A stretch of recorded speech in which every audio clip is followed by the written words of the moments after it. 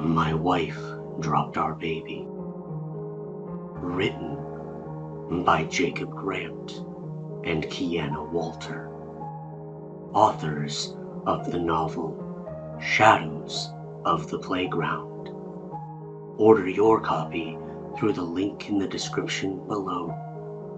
Now, on to the story. August 1st, 2001. I remember that day.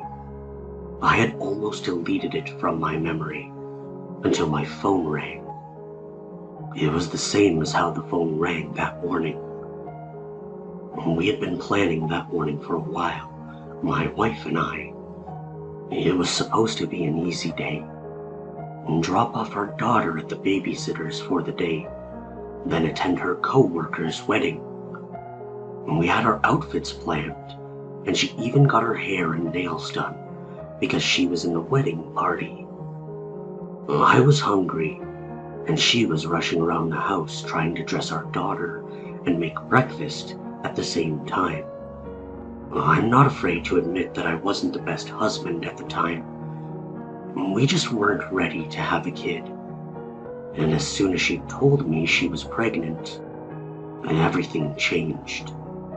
I had been miserable for far too long. It made me want to do nothing for our daughter. The late nights, the constant crying, the neediness. My wife only ever agreed with me, but her family was entirely against abortion, and she took that on, even as an adult, to keep the kid as our own, rather than put her up for adoption. I wished I had more say in the matter, but I just didn't. This day could have gone in any direction, but that all changed when I heard a loud bang from the other room. "Babe?" I called out, and no response. Fuck. It had almost troubled me having to get up to see what had happened. The image I saw when I opened that door had changed things forever.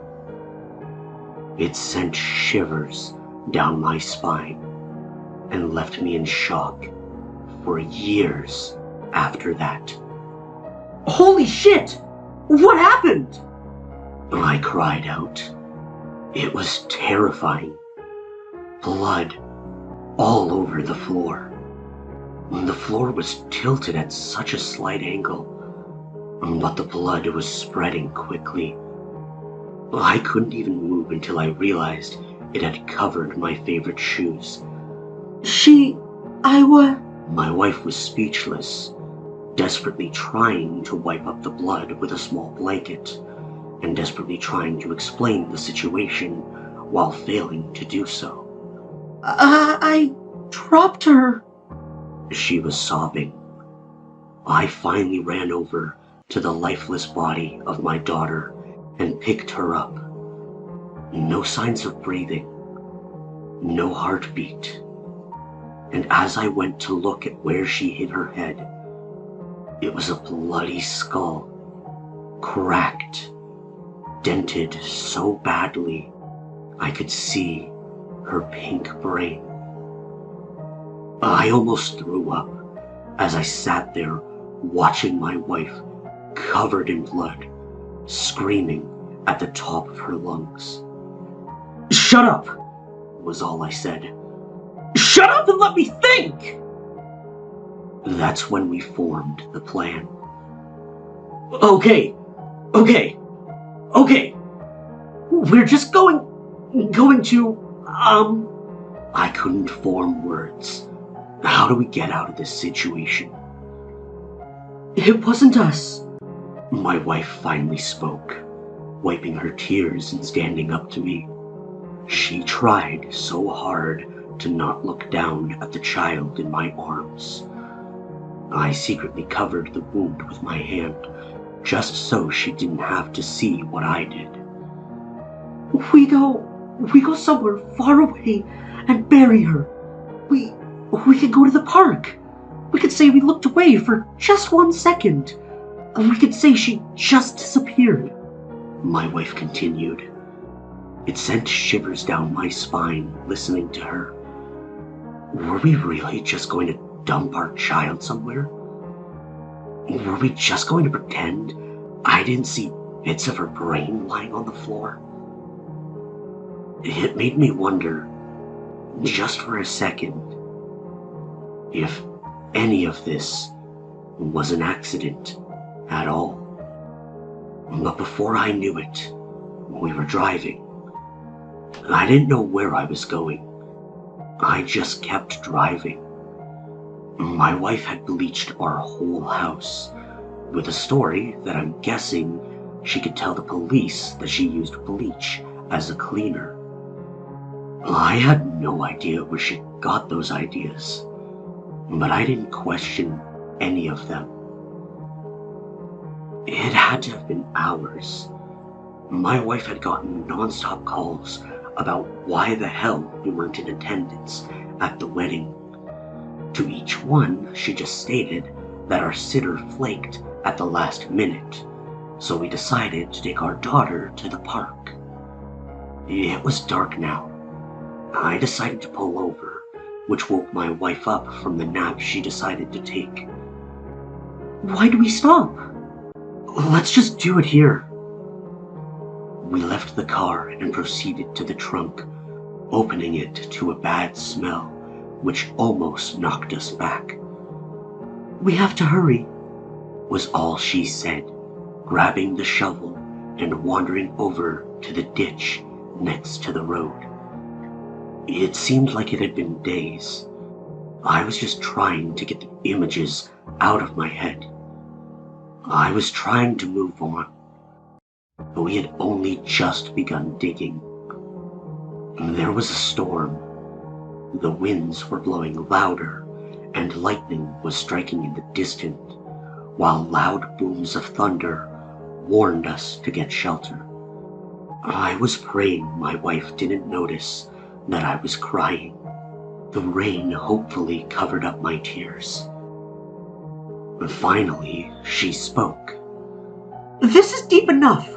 We have to bury her," she yelled over the noise. I couldn't stop, though. I didn't want this to be real. She shook her head at me in my state of shock and went to grab our daughter. She was wrapped in a blanket from our trunk.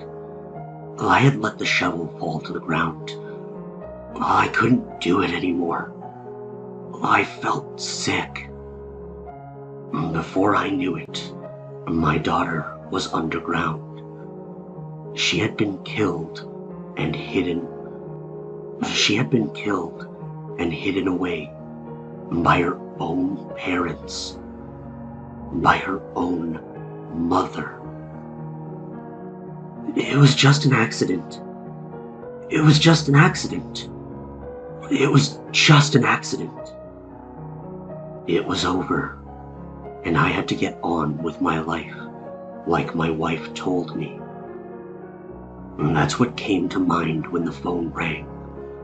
It had been an entire decade.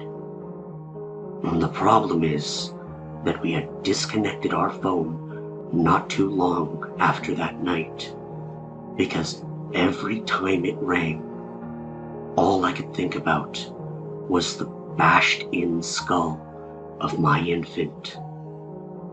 And the shrilling wouldn't stop. I had my hand on it, just terrified of what was on the other end. "Hello?" I answered. "Dad?"